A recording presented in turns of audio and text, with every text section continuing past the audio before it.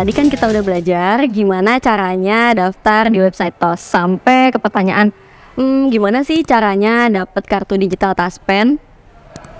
Sini, yuk kita belajar bareng. Kalau di part 1 kemarin kita belajar gimana caranya daftar di website TOS, sekarang waktunya kita masuk ke website TOS. Oh iya, jangan lupa ketikkan alamat websitenya ya di tos.taspen.co.id. Setelah itu, klik tombol masuk, kemudian masukkan email dan password yang sudah kamu daftarkan. Abis itu, ngapain lagi? Tenang, abis itu kamu bisa mengakses kartu digital pada menu kartu digital. Informasi kartu digital akan tampil setelah kamu daftar dan melakukan login di aplikasi TOS. Nah, kamu akan mendapatkan informasi kartu digital seperti tampilan di bawah.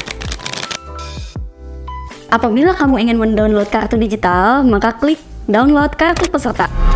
Nah, kita kan tadi udah belajar gimana caranya dapetin kartu digital Taspen.